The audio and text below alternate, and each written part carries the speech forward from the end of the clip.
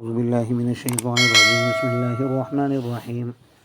قال ربنا إنا نخاف أن يفرض علينا أو أن يطغى قال لا تخافا إنني معكما أسمع وأرى فأتياه فقولا إنا رسول ربك فأرسل معنا بني إسرائيل ولا تعذبهم قد جئناك بآية من ربك والسلام على من اتبع الهدى. صدق اللہ العظیم.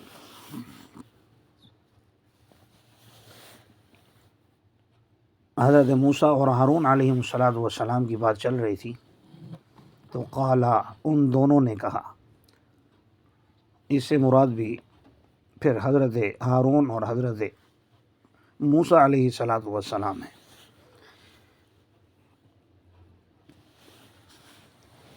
بات چل رہی تھی کہ اللہ تبارک و تعالیٰ نے ان سے کہا کہ فرعون سرکش ہو چکا ہے، آپ دونوں ان کے پاس جاؤ اور نرمی کے ساتھ ان سے گفتگو کرو اور انہیں بتاؤ کہ اللہ ایک ہے،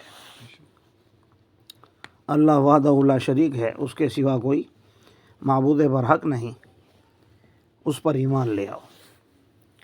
تو اللہ تعالیٰ نے جب یہ حکم دیا تو اب آگے سے ان دو حضرات نے کہا کہ ہمیں ڈر ہے، اے ہمارے رب، ہمیں ڈر ہے اس بات کا ان یفرض علینا او ان یطغی، کہ یا تو وہ ہم پر زیادتی کرے گا، ہمارے ساتھ زیادتی کرے گا، یا پھر یطغی سرکشی میں اور آگے بڑھ جائے گا، یعنی اس کا ظلم و ستم اور زیادہ تیز ہو جائے گا بجائے اس کے کہ وہ راہ راست پر آئے. اور ان دو حضرات کا بظاہر یہ خیال درست بھی تھا اور آنے والے وقت میں ایسا ہی ہوا. لیکن اللہ تعالیٰ نے پھر بھی کہا کہ آپ جاؤ تبلیغ کرو. آپ جا کر پھر بھی، اس سے ہمیں یہ معلوم ہوا کہ کسی انسان کو اتنا گناہ گار نہیں سمجھنا چاہیے کہ بھائی اب اسے کچھ کہنے کا فائدہ ہی نہیں ہے، یہ تو راہ راست پر آ ہی نہیں سکتا، یہ تو مثلا یہ جہنمی ہے، نعوذ باللہ من ذالک. ایسے کسی کے بارے میں نہیں کہنا چاہیے، بلکہ جب اگلا آپ کی بات سننے کے لیے تیار نہیں ہے، ماننے کے لیے تیار نہیں ہے اور اپنی بری روش نہیں چھوڑ رہا، تو آپ تو ایک اچھا کام کر رہے ہیں دعوت و تبلیغ کا، تو آپ بھی اپنی اچھی عادات کو نہ چھوڑیں. کیونکہ مسلسل جب بندہ کوئی بات سنتا ہے اور وہ بات پھر دل سے بھی ہو تو وہ پھر اثر بھی رکھتی ہے.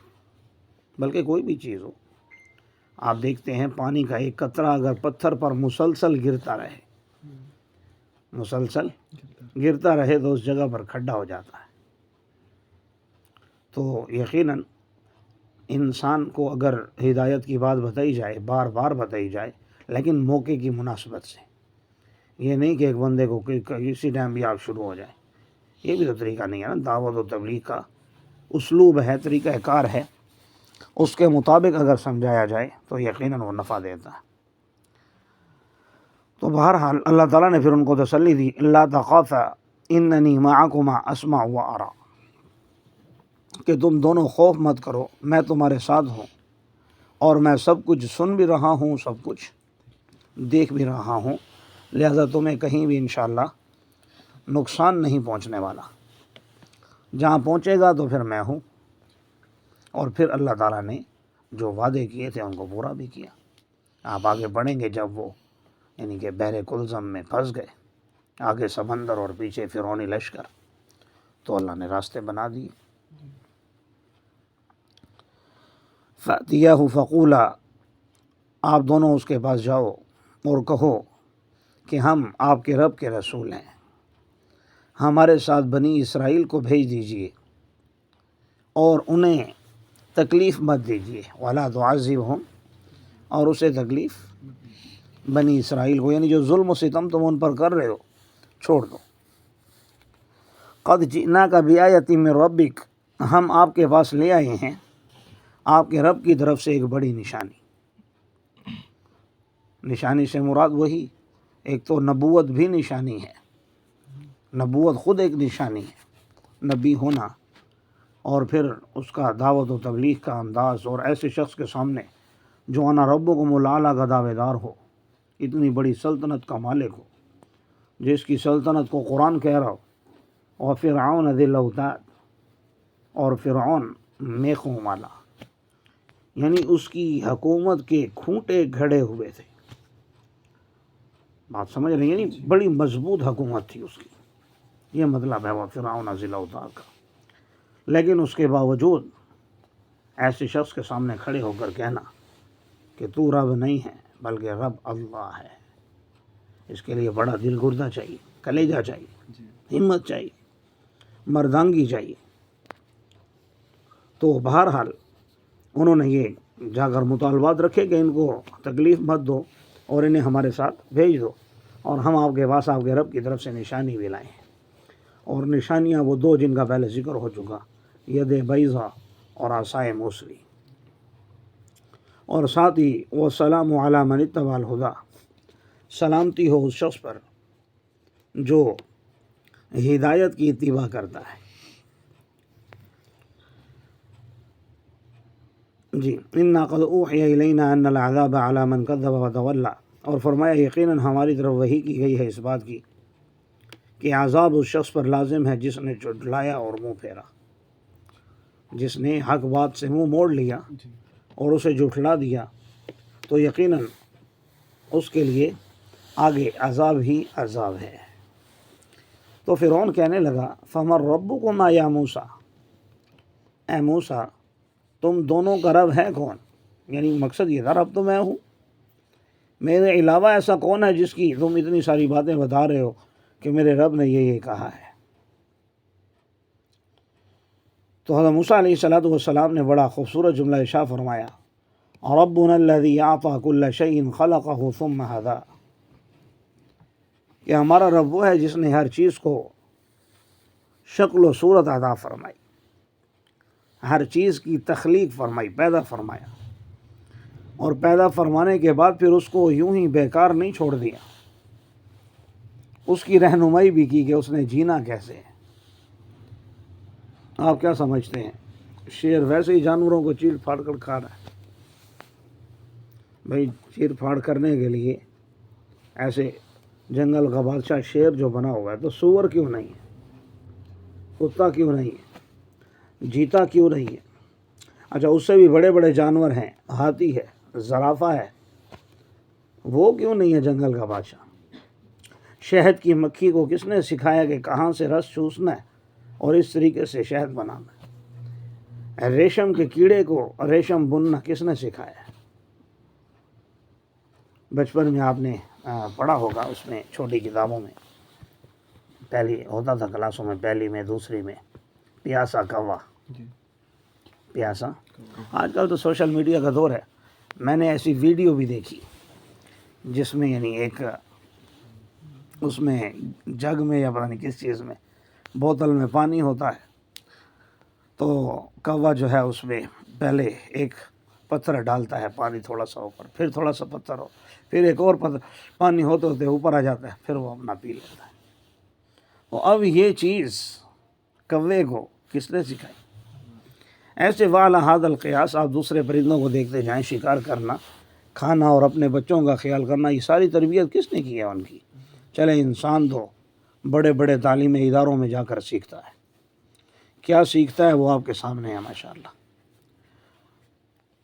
تو اس لیے فرمایا کہ میرا رب تو وہ ہے اعطی کل شیء خلقہ ثم ہدی، جس نے ہر چیز کو شکل و صورت بھی عطا کی، بنایا بھی، اور بنانے کے بعد پھر اس کی رہنمائی بھی کی کہ تو نے رہنا کیسے ہے. تو فرعون کہنے لگا فما بال القرون الاولی،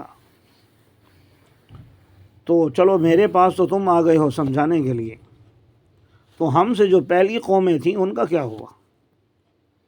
ہم سے پہلی جماعتیں، پہلی قومیں جو گزر چکی، جو اب مر چکے اس دور میں، ان کا کیا ہوگا؟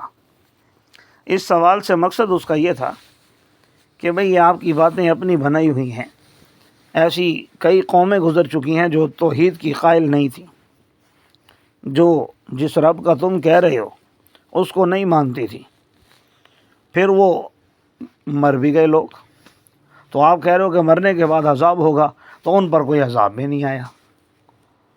تو مقصد یہ تھا حضرت موسیٰ علیہ السلام کو جھٹلانا کہ آپ کی باتیں ہمارے سمجھ میں۔ تو موسیٰ علیہ السلام نے سمجھانے کی کوشش بھی نہیں کی، کیونکہ یہ باتیں اس وقت ان کی سمجھ میں آنی بھی نہیں تھی۔ اس سے ہمیں یہ پتہ چلا کہ ہر بات ہر کسی کو سمجھانے کی ضرورت بھی نہیں ہوتی۔ ہر بات ہر کسی کو سمجھانے کی ضرورت نہیں، سمجھتا تو نہ سمجھے جائے، پھر اپنا کام کرے۔ تو فرمایا قال علمها عند ربی فی کتاب، کہ اس کا علم میرے رب کے پاس کتاب میں موجود ہے، لوح محفوظ میں، اعمال ناموں میں سب کا سب کچھ لکھا ہوا ہے۔ اور میرا رب تو وہ ہے لا یضل ربی ولا ینسا، نہ تو وہ غلطی کرتا ہے نہ وہ بھولتا ہے۔ اندراج کرنے میں نہ اس سے کبھی غلطی ہوتی ہے اور نہ ہی وہ بھول سکتا ہے۔ پھر آگے اللہ تعالیٰ کے اور قدرت کے مظاہر بیان فرمائے، الذی جعل لکم الارض مہدا وسلک لکم فیہا سبلا، کہ وہی ذات ہے جس نے تمہارے لیے زمین کو بچھونا بنایا اور تمہارے لیے اس میں راستے بنائے، اور وَأَنزَلَ مِنَ السَّمَاءِ مَاءً، اور آسمان سے پانی اتارا۔ پھر اللہ تعالیٰ فرما رہے ہیں پھر اس کے ذریعے سے ہم نے ازواجا من نبات شتیٰ، مختلف قسم کے نباتات کے سبزیوں کے جوڑے ہو گئے۔ کلوا وارعوا انعامکم، خود بھی کھاؤ اور اپنے جانوروں کو بھی کھلاؤ۔ یقیناً اس میں بھی نشانیاں ہیں عقل مند لوگوں کے لیے۔ یعنی اللہ کی ذات نے اتنے بڑے بڑے کارنامے سر انجام دیے، اور وہ بھی اپنی ذات کے لیے نہیں، انسانیت کے لیے اور مخلوقات کے لیے اللہ تعالیٰ نے یہ سب کچھ کیا۔ تو ان چیزوں میں اگر تم غور و فکر کرو تو یہ بات خود بخود سمجھ میں آ جاتی ہے کہ ہمارا چھوٹا سا کام کیے بغیر نہیں ہوتا۔ بات سمجھ رہے ہیں؟ کیے بغیر ایسا نہیں ہے کہ گھر آ کے آپ نے، پیچھے میں ابھی نہیں جا رہا، پیچھے بھی کافی باتیں ہیں، میں گھر کی بات کر رہا ہوں کہ گھر میں آٹا پہنچ گیا، بس آپ اسے کھا لیں، ختم ہو گئی بات۔ ایسا نہیں ہوتا، پہلے اسے گوندنا پڑتا ہے۔ اس سے پیچھے کی جو باتیں وہ چھوڑ دیں، گندم اور پھر اناج اور پھر اس کا کسان کو بونا، ان باتوں کو چھوڑو، صرف گھر کی بات کہ آٹا آ گیا تو ایسے نہیں کھایا جائے گا، اس سے پہلے گوندنا پڑے گا، پھر گوند کر کھا لیں، نہیں بھائی، پکانا پڑے گا، پھر پکا کے آپ کے سامنے آ گیا تو چلو اب خود ہی آ جائے گا منہ میں، نہیں بھائی، توڑ کے منہ میں بھی ڈالنا پڑے گا۔ چلو اب توڑ کے نوالا منہ میں ڈال لیا، اب تو خود ہی کام ہو جائے، نہیں بھائی، اب اسے چبانا بھی پڑے گا۔ تو کہنے کا مقصد یہ ہے کہ یہ چھوٹے چھوٹے کام، ایک کھانے کا میں نے کام بتایا، یہ اس ایک کام کے لیے پیچھے 10-20 کام ہیں، وہ کام ہوتے ہیں پھر وہ لقمہ ہمیں نصیب ہوتا ہے۔ تو یہ جو اتنی بڑی کائنات کے معاملات ہیں، یہ کیسے خود بخود چل رہے ہیں؟ ایک لقمہ جب آپ چبائے بغیر نہیں کھا سکتے، آپ کے چبانے کے بغیر وہ نہیں آپ کھا سکتے، تو پھر اتنا بڑا نظام خود بخود کیسے چل سکتا؟ اب تو جو موجودہ دور میں بھی نظریات پیش کیے گئے تھے کہ بھئی دھماکہ ہوا اور یہ کائنات، کیا نام تھا اس کا، ڈارون نام تھا، بگ بینگ، چلو جو بھی تھا، بہرحال اس نے یہ نظریہ پیش کیا۔ اب تو خود وہ لوگ ان پر ہنستے ہیں، بھئی کیسا نظریہ پیش کیا۔ لیکن افسوس کا مقام یہ ہے کہ ہماری پاکستان کی بعض یونیورسٹیوں میں پڑھایا جاتا ہے ابھی بھی، حالانکہ انہوں نے رد کر دیا جنہوں نے یہ پیش کیا تھا۔ اس لیے اللہ نے فرمایا اس کی نشانیاں ہر کسی کو سمجھ میں نہیں آئیں گی، ان فی ذلک لآیات لأولی النہی، اس میں نشانیاں ہیں عقل مند لوگوں کے لیے۔ اب ایک اور نشانی کو آپ سمجھیں، منہا خلقناکم، اس مٹی سے صرف جانوروں کے لیے چارہ اور تمہارے لیے سبزیاں نہیں نکالی، منہا خلقناکم، ہم نے اسی مٹی سے تمہیں پیدا کیا ہے۔ آدم علیہ السلام کے لیے فرشتہ مٹی زمین سے ہی لے کر گیا تھا نا، جس سے ان کا پتلا تیار ہوا، پتلے میں پھر اللہ تعالیٰ نے روح ڈال دی۔ تو فرمایا اسی مٹی، اور میں اور آپ بھی اگر غور کریں تو ہم بھی اسی مٹی سے پروان چڑھتے ہیں، کیونکہ ہم جو بھی چیز کھاتے ہیں، گندم ہو، روٹی ہو یا گوشت بھی ہو، تو جانور بھی تو چارہ کھاتے ہیں اور چارہ زمین سے آتا ہے۔ تو اس اعتبار سے دیکھا جائے تو ہر انسان مٹی سے ہی پیدا ہوا، اس لیے اللہ نے فرمایا کہ ہم نے تمہیں اسی مٹی سے پیدا کیا ہے، یہ بات سب مانتے ہیں۔